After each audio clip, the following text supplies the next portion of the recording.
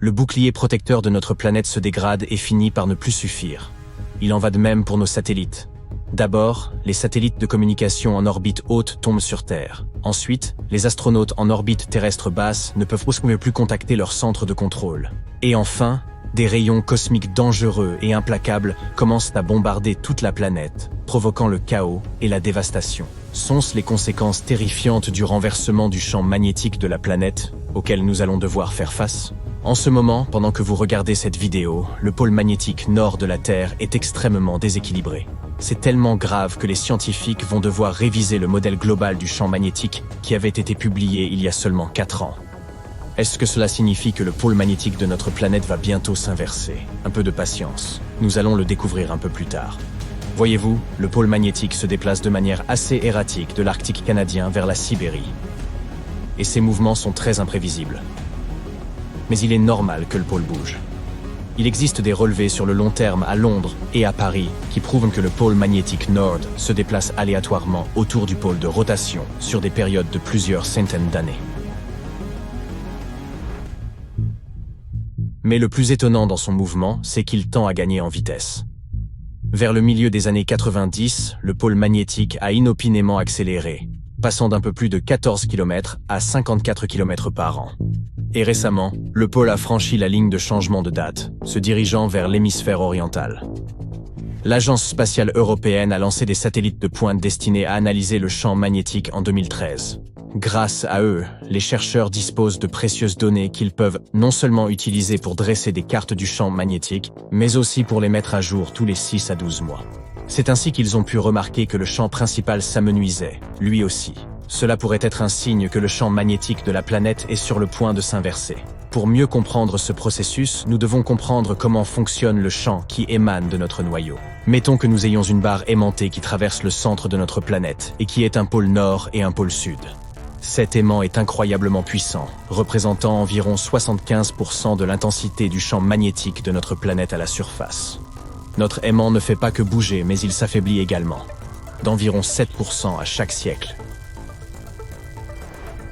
Il faut admettre que cet aimant n'est pas une représentation parfaite du champ produit par notre noyau. C'est plutôt comme si des courants électriques généraient le champ magnétique de la Terre. Néanmoins, ce modèle facilite la compréhension de ce qui arrive à notre planète en ce moment.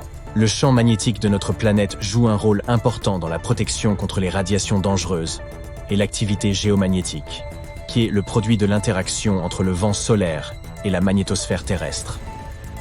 Le champ magnétique de la Terre se déplace également. Les scientifiques ont étudié et suivi le mouvement des pôles magnétiques au cours de centaines d'années. Les mouvements historiques de ces pôles indiquent des changements dans la géométrie globale du champ magnétique de notre planète. Et ils peuvent également signaler le début de l'inversion du champ. C'est ainsi que l'on appelle un basculement entre les pôles magnétiques nord et sud.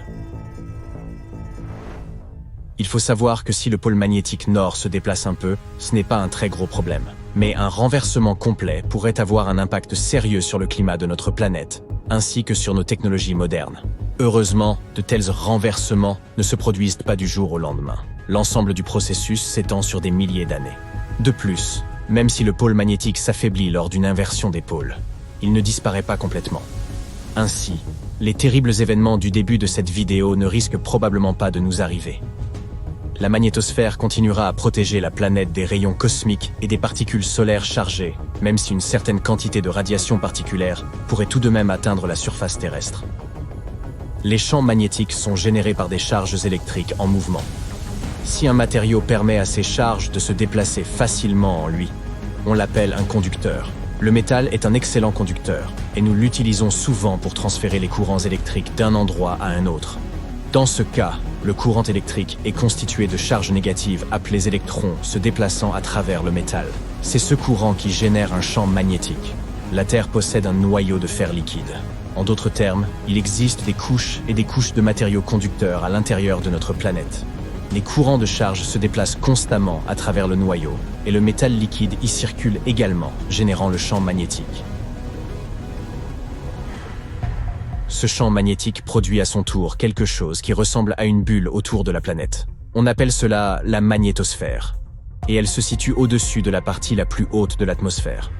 Cette couche nous protège et dévie le rayonnement cosmique de haute énergie, qui sinon serait extrêmement dangereux pour les gens et les autres formes de vie sur Terre. La magnétosphère interagit également avec l'ionosphère. La couche de l'atmosphère de notre planète qui contient des tonnes d'ions et d'électrons libres et qui est capable de réfléchir les ondes radio.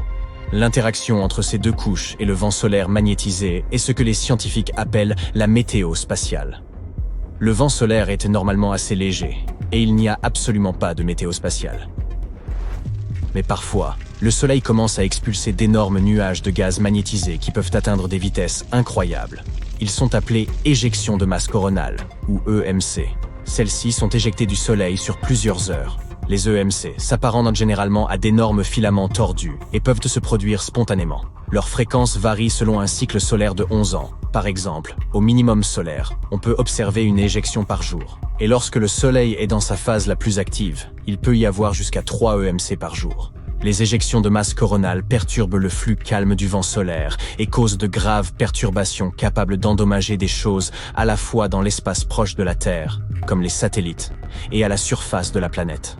Si les éjections de masse coronale atteignent la Terre, leur interaction avec la magnétosphère génère des tempêtes géomagnétiques. Celles-ci peuvent comme produire des aurores, qui se produisent lorsqu'un flux de particules chargées frappe l'atmosphère et l'illumine. Et puis, il y a aussi les éruptions solaires. Elles se développent plus rapidement et avec beaucoup plus d'énergie que les éjections de masse coronale.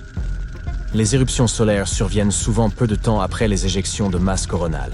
Les éruptions solaires surviennent souvent peu de temps après les éjections de masse coronale. Les éruptions volcaniques les plus puissantes font pâle figure, en comparaison des éruptions solaires, qui libèrent 10 millions de fois plus d'énergie.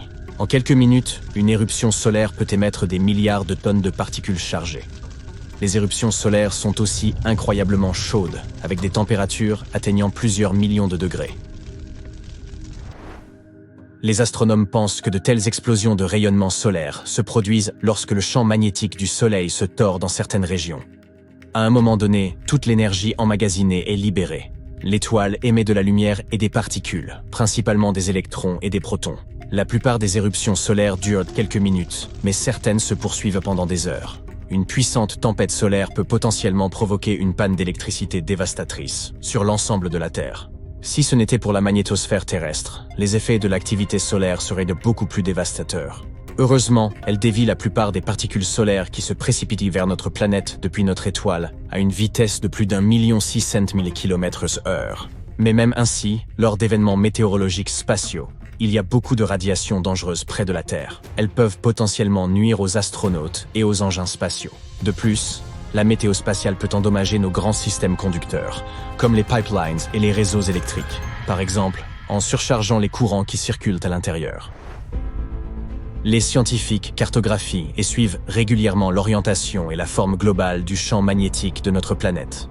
Pour ce faire, ils exploitent des mesures locales de l'orientation et de l'amplitude du champ. C'est ainsi qu'ils ont pu conclure que l'emplacement du pôle magnétique nord avait bougé de presque 1000 km depuis que les premières mesures ont été prises en 1831.